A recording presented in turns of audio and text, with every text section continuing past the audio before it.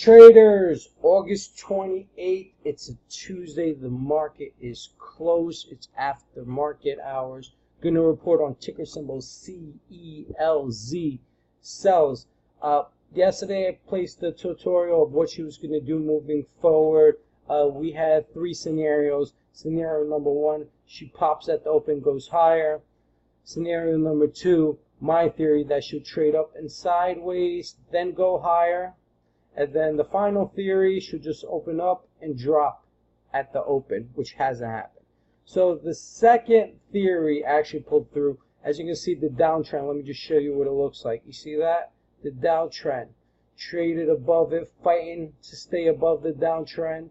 Finally, when it got up to the downtrend at this level, buyers didn't even take any further answers from the sellers. It was just like, this is going higher. That's it. Just forced them out of the way. And it closed at 0.044, up about 30% for the day.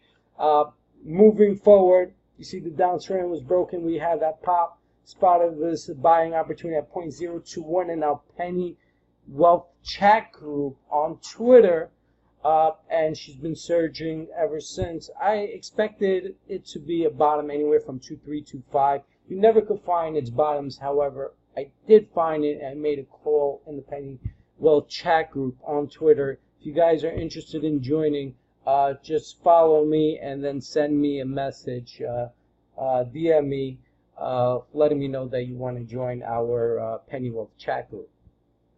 So it's at 0.044 for the close, and let me just show you what it looks like the next support level.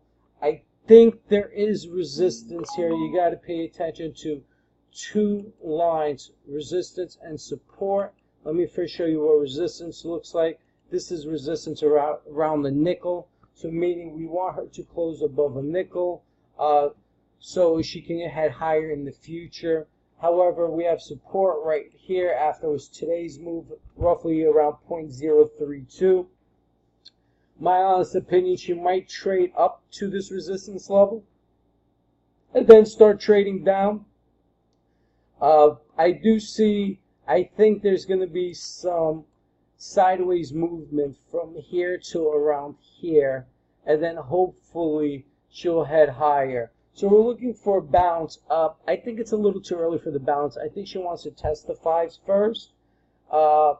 But if she does and she creates resistance, we're looking at a bounce to around 0.03, 0.035, 0.032 support.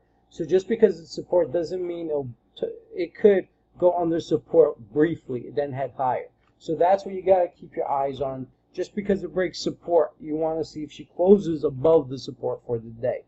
And if she does, she's still in play.